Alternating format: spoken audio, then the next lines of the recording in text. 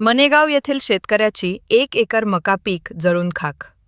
वैजापूर तालुक्यातील मनेगाव येथील गट क्रमांक 41 मधील साईनाथ निवृत्ती पवार यांच्या शेतातील काढणीसाठी आलेल्या 1 एकर उभ्या मका पिकाला शॉर्ट सर्किट होऊन आग लागली.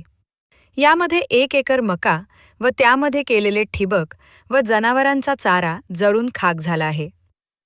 मिळालेली माहिती अशी की साईनाथ पवार हे दिनांक 30 रोजी कुटुंबासह लग्नाला गेले असता घरी लहान मुले होती.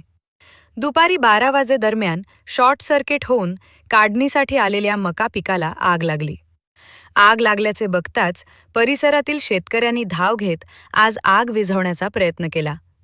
परंतु या आगीमध्ये 1 एकर मका, ठिबक व जनावरांचा चारा जळून खाक झाला आहे.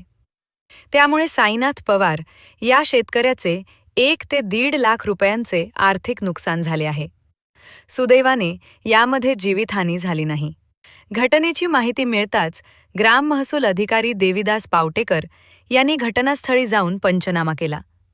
शेतकऱ्याला त्वरित मदत मिळावी अशी मागणी करण्यात येत आहे. Bureau report Mahesh Jagdale, TV 24 news, Khandala, Vaijapur.